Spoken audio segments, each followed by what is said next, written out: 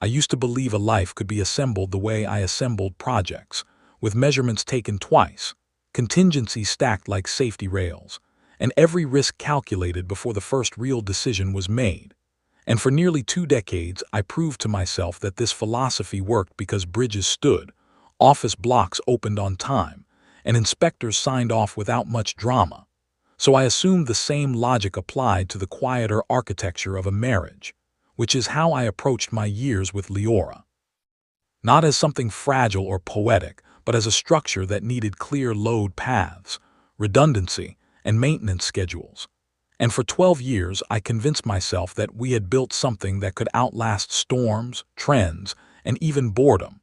Because my job as a senior site coordinator paid well enough to remove financial stress from the equation, and because we shared routines that were so predictable they felt like laws of physics. With evenings that ended on the same couch and weekends that followed the same routes through the same grocery aisles, and I would have told anyone, with a straight face and no hesitation, that my life wasn't glamorous but it was dependable, and that dependability was a kind of wealth, the sort you only appreciate when you've grown up watching things fall apart, which I had, so I prized stability like a rare material and thought I had finally engineered enough of it to last.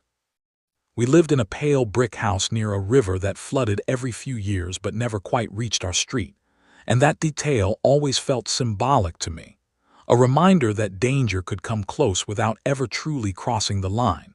And Leora liked that place because it had wide windows and a small garden she could fuss over even though she insisted she wasn't a garden person. And we never had children. Not because we didn't want them, but because time kept passing, and the doctors kept using careful words that sounded like legal disclaimers. And eventually we stopped trying and told each other we were fine with the version of life that had arrived instead, which included her volunteer work, her book discussions, her long walks, and my long days managing crews that never seemed to run out of small disasters. And we became the couple our friends teased for being predictable, which we accepted like a compliment, because predictability meant no surprises and no surprises meant no collapses, or so I thought. We shared everything in the way people do when their certain transparency is the same thing as security, from bank access to streaming accounts to the casual habit of leaving phones face up on whatever surface was closest. And Leora used to laugh at stories about couples who guarded their screens like safes, saying that secrecy was just a slower version of lying, and I believed her because it fit neatly into my worldview. And because I liked thinking that trust could be maintained simply by removing the places it could hide, and maybe that's why the first changes felt so small they barely registered, like the way she started taking her phone with her when she went to bed instead of leaving it on the kitchen counter, or the way she angled it slightly away when messages came in, not dramatically, just enough that my peripheral vision couldn't read them, and I told myself it was nothing. Because nothing dangerous ever announces itself with sirens.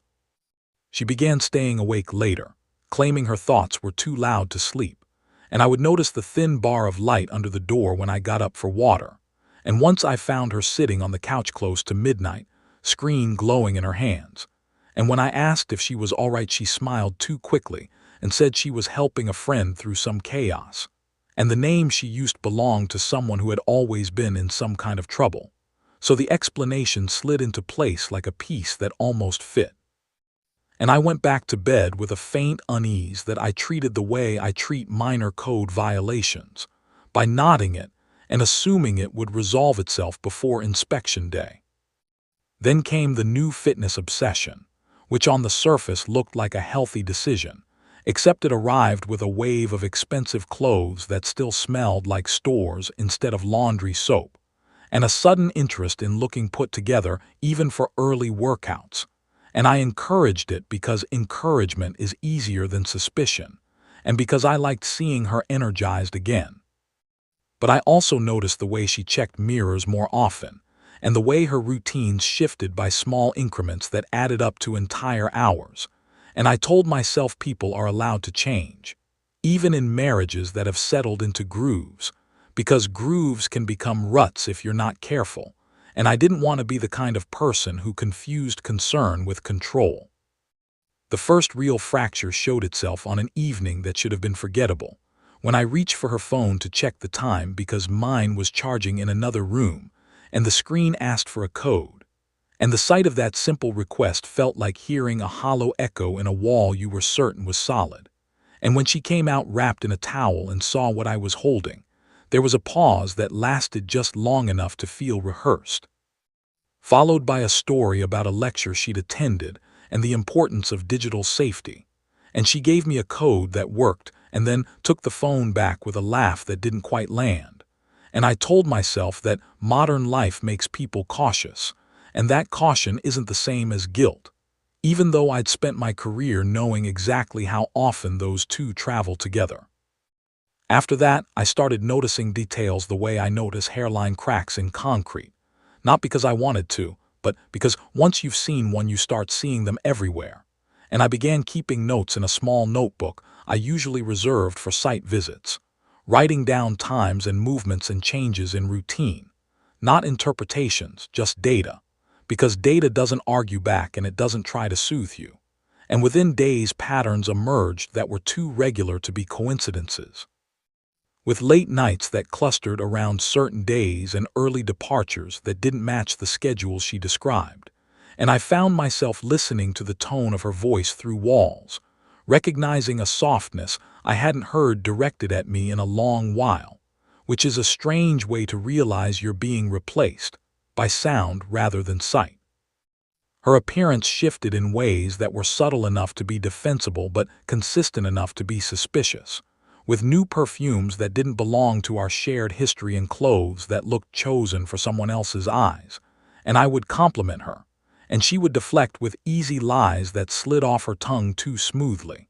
And I checked statements the way I check invoices, noticing charges that hadn't existed before and cash withdrawals that never quite crossed the thresholds that trigger alerts.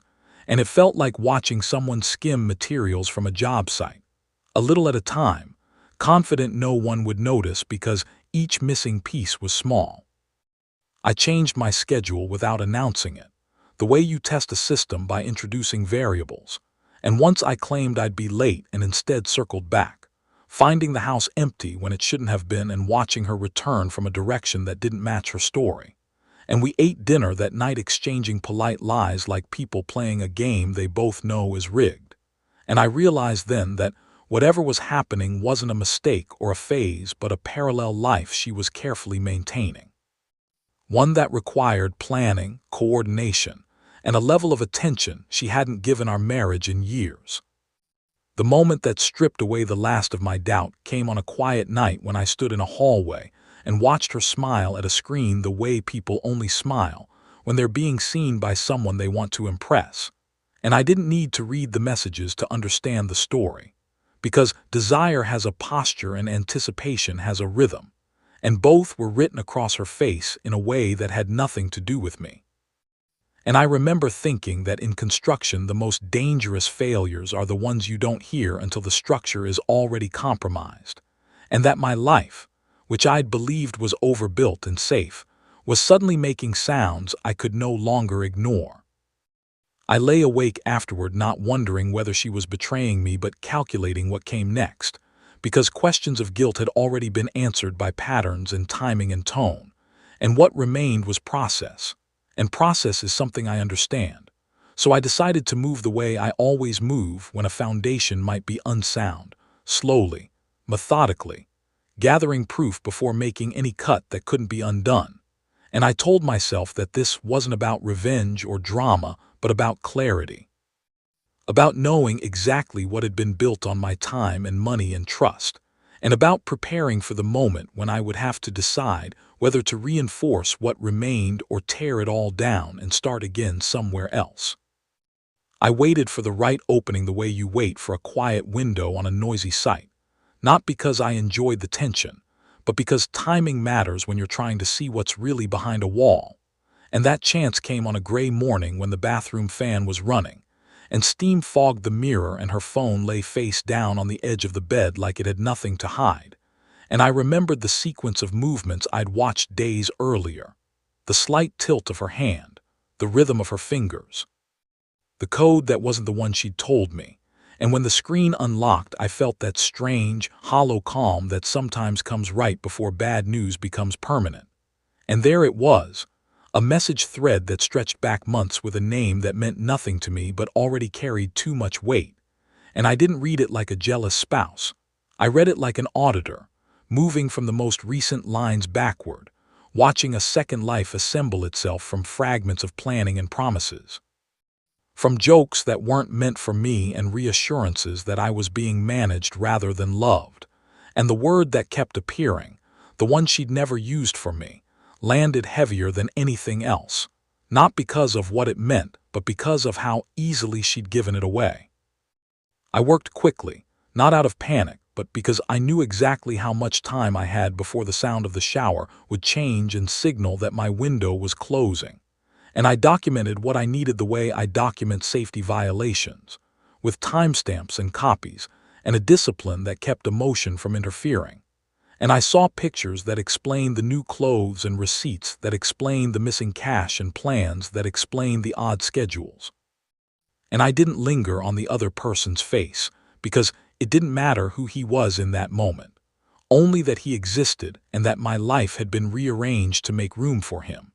And when I set the phone back down exactly where I'd found it and walked out of the room, I felt less like a husband and more like a building inspector who just discovered a flaw that would require a full evacuation. The rest of that day passed in a strange imitation of normalcy, with conversations about groceries and weekend errands and the kind of small talk people used to pretend nothing is shifting under their feet.